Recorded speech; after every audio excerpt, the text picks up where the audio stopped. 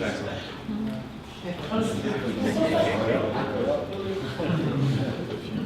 going to be really hard to say, back up and repeat yourself. Because we're not hearing it.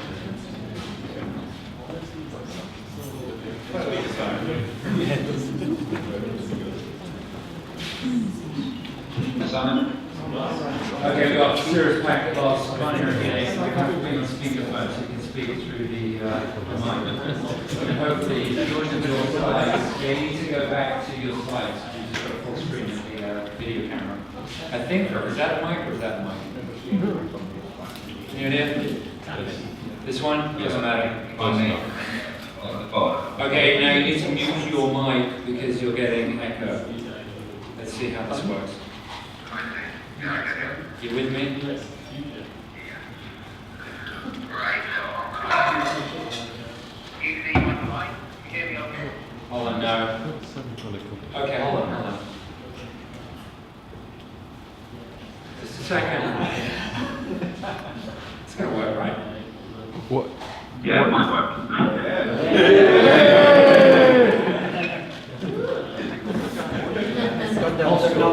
Right, okay, you're good.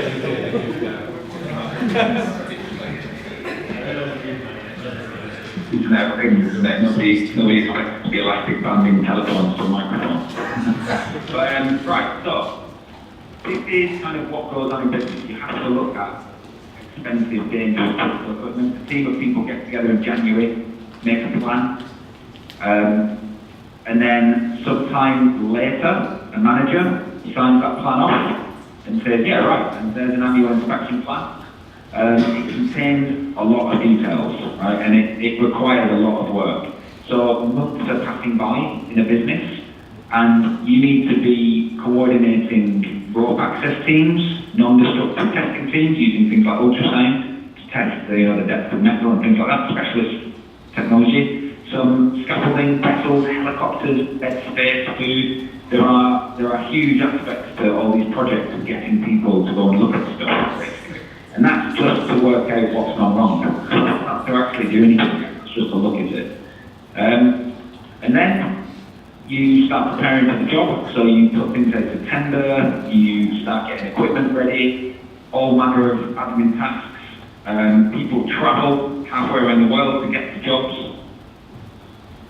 And then on the job, it's very complicated, right? You can imagine that a bunch of people climbing around a ship that's up in dock, or an oil platform, or whatever it is, a wind turbine, a telephone mast, a bridge, things like that. These things take a lot of time and a lot of effort.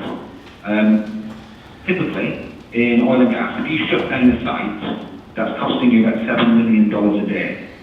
And you're putting 4 people on site for 8 weeks, or you can reverse those numbers obviously, to cut the time down. So you've also got risk exposure, because these people are in dangerous places, doing dangerous things that, if possible, we'd like to avoid. So this is a huge business opportunity for technology, right? And then the output, unfortunately, as you can see in the top left-hand corner, is the result of this poor guy hanging on a rope, trying to get a first-hand look at this stuff. That little bit of pipe work that he's kind of near there, the little kind of elbow bit, that should be a platform that he can stand on, but it's washed away in the sea, right? So he's like dangling down on the rope, trying to get a look at it to see what kind of condition it's in. So these reports are kind of subjective. They're not, they're written by a person who's working in pretty, they're not actually writing them at the time, but they're taking notes. They're taking those notes back. So it's kind of somewhat first-hand information, but not really. It's note-based, and it's hard. So when that data comes back to the company, I think I just did a couple of clicks accidentally there. When the report comes back to the company, it's usually taken quite some time, some weeks to get that data together, and it comes back to the business. Somebody in the business gets that report and they start to create some kind of follow-up action. So it's 8 years past pretty much. That's what's involved here. And somebody then signs off and says, yep, those things are all broken, let's start looking at fixing them next year. And then amazingly in parallel, lots of other people in the business are all actually doing similar activities for different reasons. And this is just how it is, you know, that old adage of they're constantly painting the Golden Gate Bridge. When you finish painting at one end, you start again at the other end. That's kind of the nature of this business, it's high and laborious. So drones are great, we all know what drones do, little helicopters with batteries and computer brains, you know. We haven't used petrol helicopters in the past for doing this kind of work because, you know, like there's been hobbyists flying aeroplanes down at the park for years, but they've not really been used for any kind of application in business because of the limitations. When you've got flying robots, you can do a lot more. So this is what the drone industry does, and this is what the business that Sky Future is doing. Generally, what the expectation is that the drone will fly every day. So you're constantly hoovering up data, visual inspection data. And this is interesting from a business perspective for those who are interested in drones, right? When you think about this from an Internet of Things perspective, the drone you can see in the picture there is, I think it's 50,000 euros, something like that. And it's specialist at the moment, but that price will come down. And the guy in the picture there is a Sky Future employee who is brought out because you need to be a specialist person who knows what they're doing in order to fly a 50,000 quid drone safely around a major hazard facility. You need legal permits and insurance and all of that kind of stuff. But we all know with the Internet of Things, it doesn't work if people are doing the specialist work, right? It's like somebody buying a smart washing machine, Colin, can you hear and then somebody, I can, yeah? Can you hear? We're getting a little bit of distortion. Do you have like a Bluetooth headset, or can you speak a little bit less close to the mic? There's a little bit of distortion. Yeah, no problem, yeah, is this better? Yeah. Give that a go. Okay. Cheers. So, the concept of this is that in the early days of this you can think of it as a technology solution fit, right? As this evolves into product market fit, what's going to happen is that person flying the drone will be a person who's already on the platform. So they're not a third party that's brought in, so that we can already see the end of our business approaching, right? And this is the truth for all drone inspection businesses. Ultimately, what we need to do is enable people to have these drones themselves. So we work it out and then we sell that methodology on to the businesses that actually have staff there full time. And that's the idea. So we're building a technology platform which, let's go back to the presentation. The idea is that you fly the drone lands, the data goes up to the cloud, and then this is what we present our customers with. So it's a portal where, I'll give you a demonstration of it now, where we take the data and do something clever with it, right? So I just switch to another tab here in this window. So this is the software that we offer. So the idea is that somebody goes onto an oil platform, they do a flight, they collect a bunch of imagery and video, and that's what people are collecting today, whether it's visible light or thermal imagery.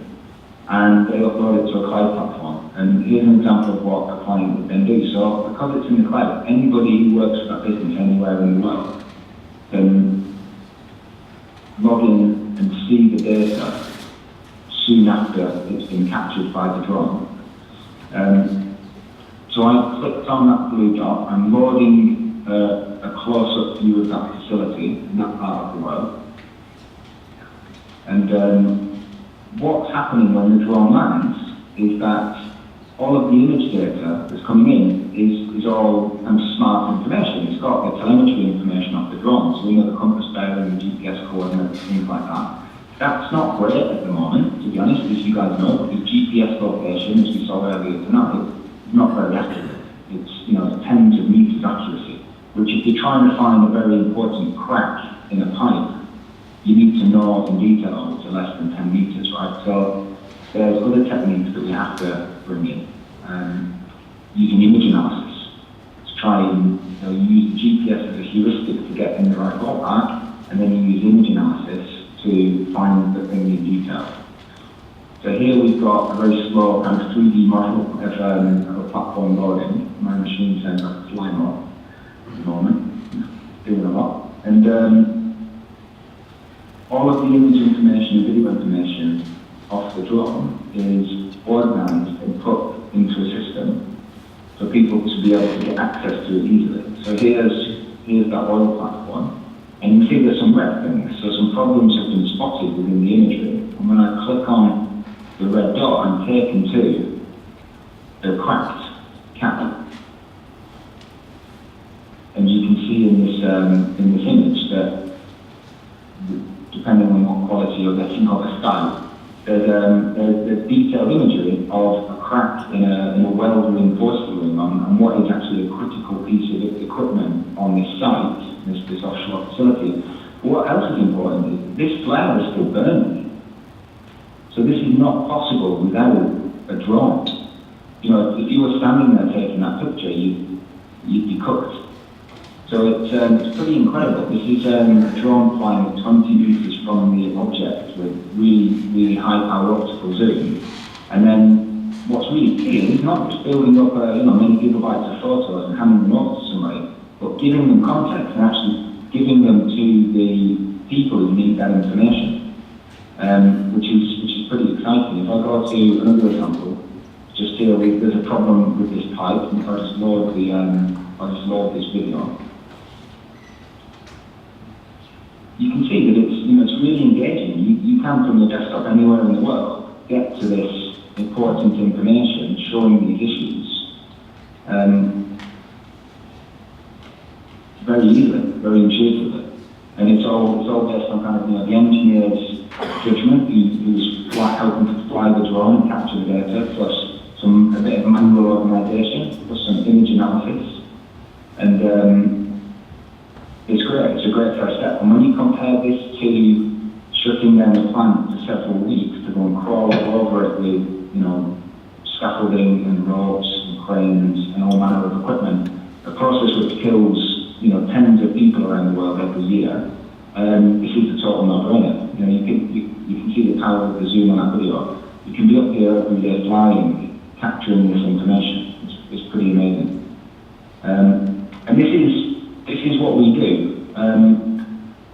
The future of this stuff, the idea that a person flies a drone is going to expire quite soon. Hardware manufacturers are building